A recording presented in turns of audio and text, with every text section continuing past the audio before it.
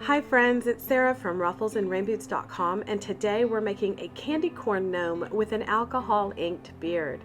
This guy's a big time cutie for the holiday, and if you would like to make him, just boop, stick around. As always, please like this video so I know you're here crafting with me. Now today, as I mentioned, we're making this vibrantly colored cutie. He's 16 inches tall using a pattern you probably already have, and he also comes with this free printable double-sided bag. So our first thing is to make the beard, and I would urge you to protect your surface with something. This is an old piece of foam core board. I'm going to use white Mongolian fur with a 3-inch long pile, and I'm going to tape off 1/3 of the beard so it stays white. Then I'm going to color the top third, it's flipped upward, with yellow alcohol ink undiluted, and then I'm going to whip up some orange and do that same thing for the middle portion. So I did set this aside to dry overnight and then brushed it out with a dog brush. Because I still had this alcohol ink in front of me, I rough cut white fleece that I'm using for the hat. I'm using the same exact colors to make a yellow and orange as well, and then to make it a little less patchy, I just folded it in on itself and kind of rubbed it together. I whipped up the orange as well and did that in the middle section. So it did dry a lot lighter than the beard, just FYI. Depending on what you're using the alcohol ink on, but I love the way the alcohol ink colored the beard. All right, so I did final cut that hat pattern and then also did the body and the base. I made arms later, so I didn't use the arms from the pattern, but you can sew those or glue those. So after I sewed up the body using the pattern instructions, I added the base and then sewed the hat and then flipped everything out. And I will use a chopstick or something to help flip out the tips. And I will rub the bottom seam in between my fingers. To assemble the gnome, we're going to use poly beads, which are non-odor, non-moisture absorbing, and use at least a cup and a half to really get that weight down. And then we're going to stuff the rest of it full of polyfill. You can use polyfill from a craft store like I'm doing, or insides of pillows you get at big box stores or the Dollar Tree, whatever you like. If you want a posable hat, and who doesn't, we're going to cut a piece of floral wire and roll the ends on either side, top and bottom.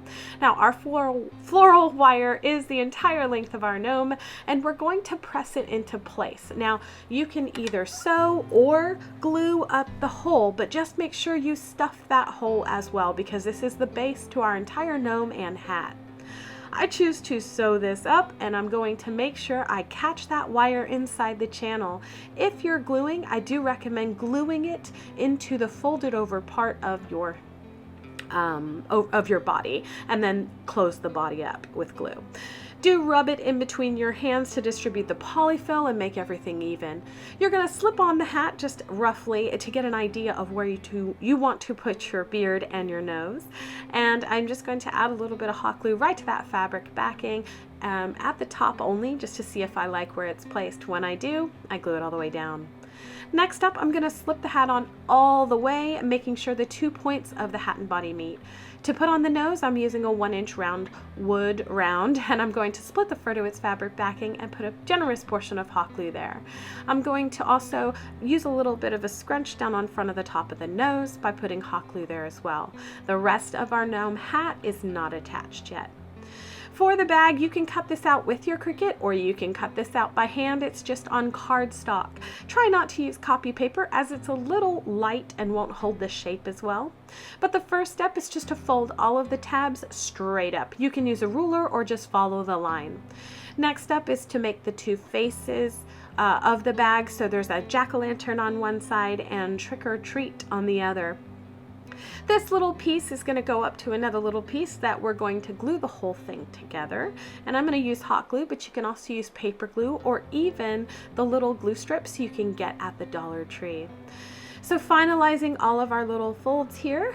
Look at that trick or treat. It's just so cute.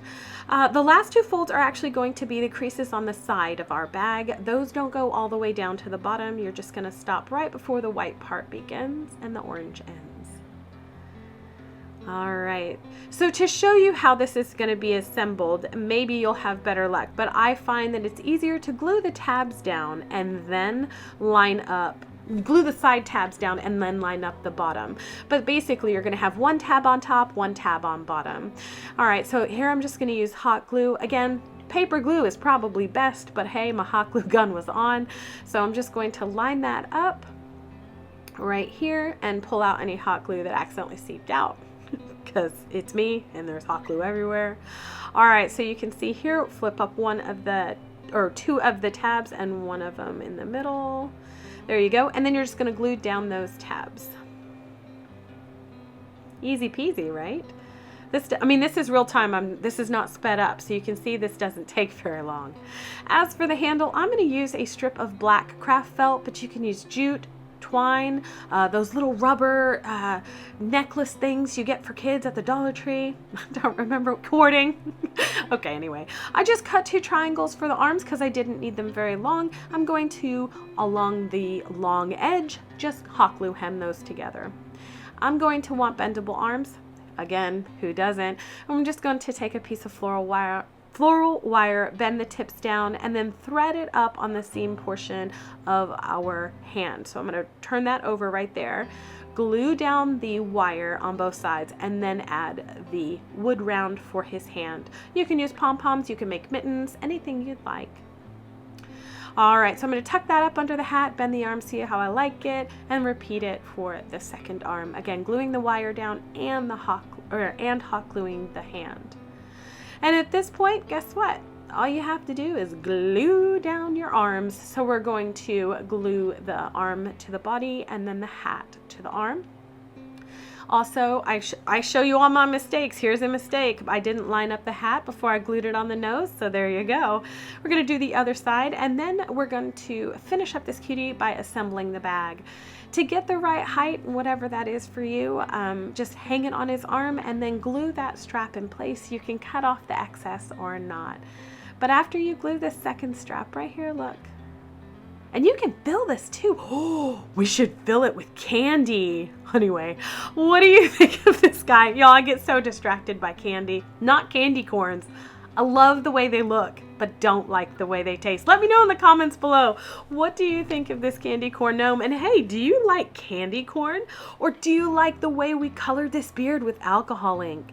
As always, you can get that pattern down below. And most importantly, thank you so much for being here. Please like and subscribe for more crafty fun.